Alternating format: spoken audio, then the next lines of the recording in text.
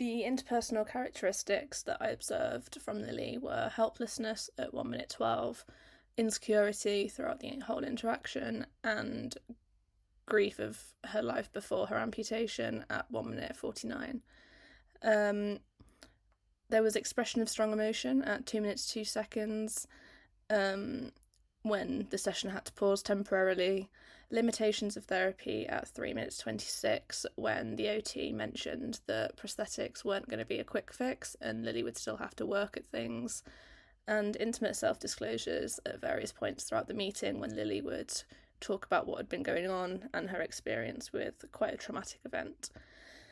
In terms of therapeutic modes, problem solving was used at 3 minutes 4 seconds, empathy was used at various points throughout, and encouragement was seen at 47 seconds.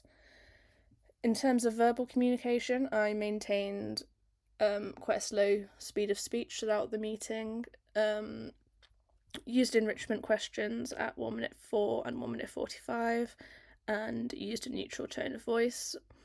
I also demonstrated head nodding, body language, and eye contact throughout the meeting, and validated Lily at 1 minute 26, used a therapeutic pause at 1 minute 26, therapeutic pause at 2 minutes 6, and summarised what we'd covered in the session at 4 minutes 15 towards the end.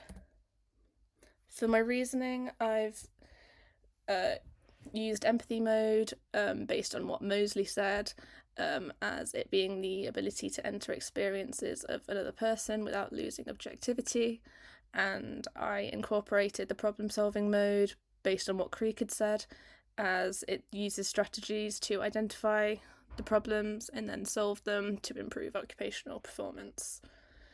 I then used encouraging mode to try and portray optimism and make Lily feel as good about herself as possible. For verbal communication, I talked slowly and clearly to portray the message effectively, used neutral volume and enrichment questions to get as much information from her as I can to make an educated decision on her treatment. As I said, I included lots of non-verbal communication to try and make her feel comfortable opening up, to then allow her to tell me what had been going on, so then I can make that decision. For active listening and responding, I based my actions on Schmay, who conducted an experiment in the American Occupational Therapy Association, and studied how improv and drama classes that healthcare workers took before seeing their clients helped to improve active listening rather than reactive listening, and showed that this made for more effective communication in a therapeutic relationship. For my reflection, I've said I was an OT meeting with Lily. I read through the notes to see if there were any cultural accommodations I needed to make, which in this case there weren't, and read through the RCOT standards to make sure I was acting professionally according to them. I think the non-verbal and verbal communication was fairly good, as I helped Lily to feel comfortable and safe opening up.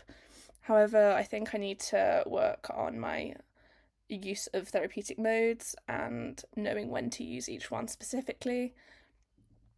This will benefit Lily as she's able to receive more specific therapeutic relationships. And to develop my knowledge in this area, I'm going to reread chapter 9 of the IRM by Taylor to develop my understanding of each mode and when they need to be used. Additionally, the IRM is quite an important thing to sort of base this interaction on, as it highlights that how well the client and therapist interact will then affect how well the therapeutic outcome is and will impact Lily's occupational performance. So improving that is a priority.